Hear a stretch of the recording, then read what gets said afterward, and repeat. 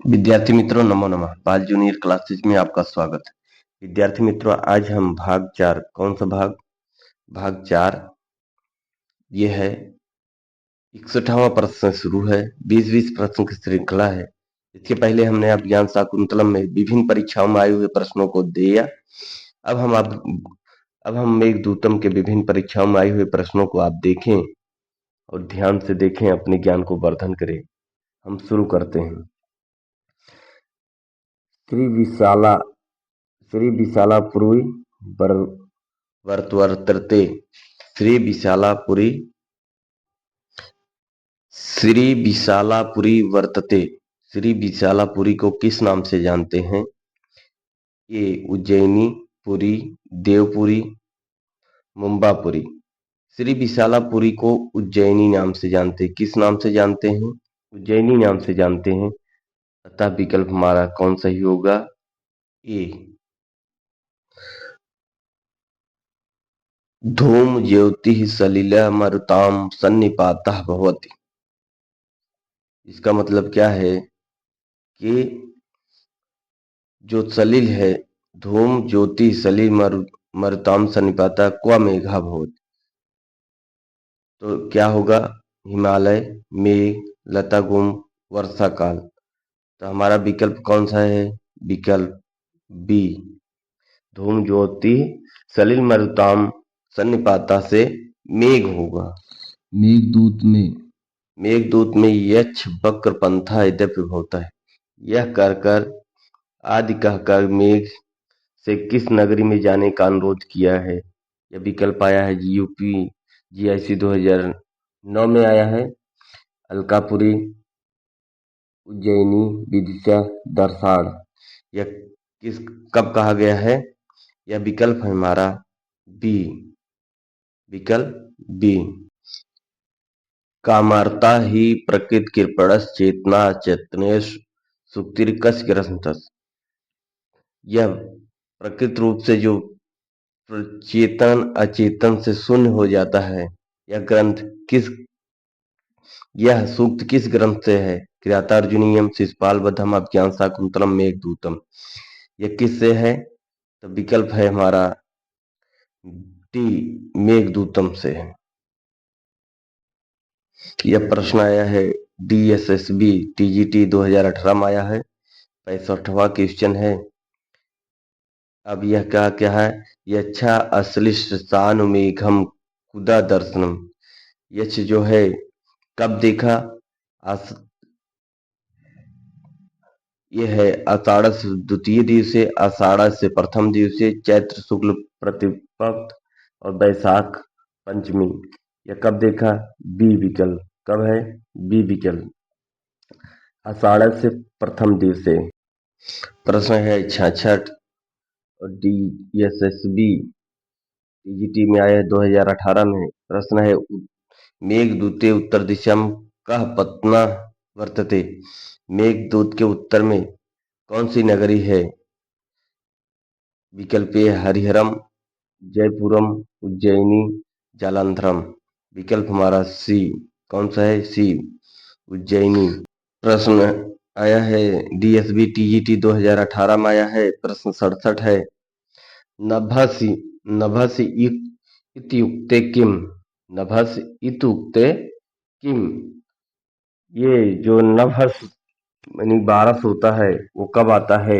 वैशाख मास में, चैत्र मास में, श्रवण मास में, कृष्ण आकाश। ये कब आता है? विकल्प हमारा सी, श्रवण मास में, सावन में जिसको बोलते। प्रश्न है 69 कब आया है?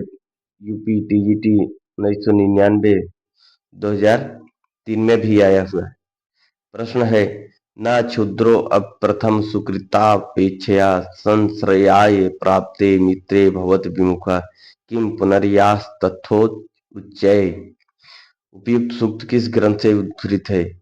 मेघदूतम, अभिज्ञान शाकुंतलम, उत्तरामचरितम, नीतिशतकम।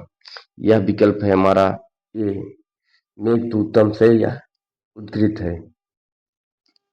तस्मिन्नद्रौ कश्चित् बला विप्रयुक्तः स कामी मेघदूतम् कि इस पंक्ति के आगे की पंक्ति कौन सी है।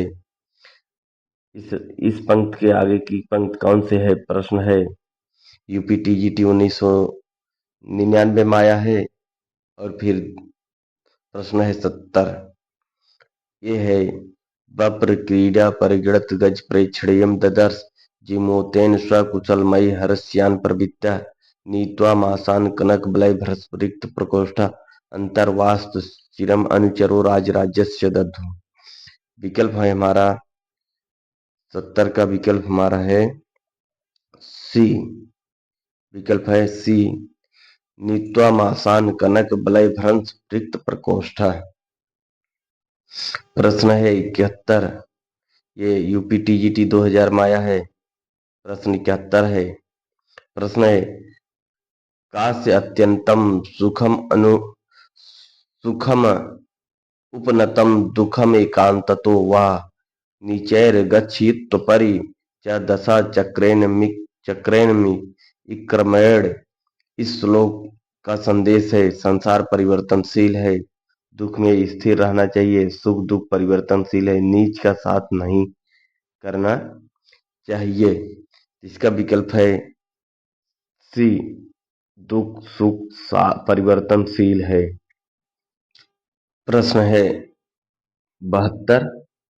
यह आया है यूपीटीजीटी परीक्षा 2001-10 और पीजीटी 2000 में आया हुआ है। प्रश्न है मेघदूतम किस प्रकार की रचना है। महाकाव्य, उपन्यास, खंडकाव्य, चंपू काव्य। मेघदूतम किस प्रकार की रचना है। विकल्प है हमारा सी खंडकाव्य। कौन सा काव्य है। खंडकाव्य। यूपीटीजीटी में 2001 में आया है। प्रश्न है 73 और प्रश्न है मेघदूत है कथा, महाकाव्य, खंडकाव्य, नाटक। क्या है। खंडकाव्य है। विकल्प हमारा सी सही होगा। प्रश्न है 74। यूपीटीजीटी 2001 में आया हुआ है। मेघदूत में अभिशप्त यक्ष कहाँ रहता है। ए चित्रकूट, विंध्या, सी आमरकोट, डी रामगिरी। कहाँ रहता है मेघदूत रहता है। विकल्प है डी रामगिरी आश्रम में। प्रश्न है 75 आया है यूपीटीजीटी 2001 में। प्रश्न है मेघदूतम के अनुसार कैलाश तक मेर का सहयात्री कौन है। ए जातक, राजहंस, दिंगनाग, बलाक। विकल्प 75 कौन सा है। बी राजहंस। प्रश्न है 76। यूपीटीजीटी 2001 में आया हुआ है। प्रश्न है कंठ श्लेष प्रणयिनी जने किम पुनर्दूर्ध संस्थे। इनमें जन शब्द किसका बोध होता है। मेघ का, यक्ष का, राजहंस का, चातक का। इसमें किसका बोध हो रहा है। यक्ष का। किसका बोध हो रहा है। यक्ष का। प्रश्न है 77। यूपीटीजीटी 2001 में आया है। प्रश्न है कालिदास के अनुसार कितने तत्वों का समिष्ट से मेघ बनता है। ये 5, 4, 3, 2। 77 का विकल्प है हमारा बी 4 तत्वों से। प्रश्न है 78। यूपीटीजीटी परीक्षा 2001 में आया है। प्रश्न है यांचा मोघा बरम अधिगुणे नाध नाध में लब्ध कामा। इसमें अधिगुणे शब्द से किसका बोध हो रहा है। अधिगुणे शब्द से किसका बोध हो रहा है। तो ए राजहंस, बी यक्ष, सी मेघ, डी गंगा। तो हमारा बोध हो रहा है किसका। मेघ का।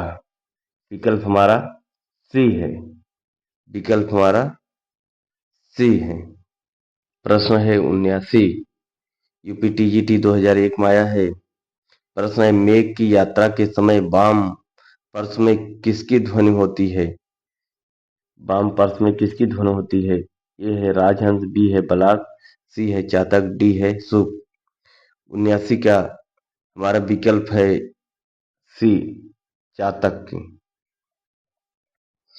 प्रश्न है 80, यूपी टीजीटी 2001 में आया है। प्रश्न है मेघ की यात्रा के समय वाम पार्श्व में किसकी ध्वनि होती है? ए राजहंस की, बी बलाक की, सी चातक की, डी शुक की। किसकी होती है? विकल्प बी बलाक की, बलाका। इस प्रकार से विद्यार्थी मित्रों 20-20 प्रश्नों की श्रृंखला में आज 80 भाग चौथा पूरा हुआ। अब इसके बाद 2 भाग और लगभग होंगे। हम आपको विभिन्न परीक्षाओं में आए हुए मेघदूत से प्रश्नों को देखेंगे। इस प्रकार से आप भी देख के अपना तैयारी करते रहना। अब हम आपसे लेते हैं विदा, तब तक के लिए नमो नमः।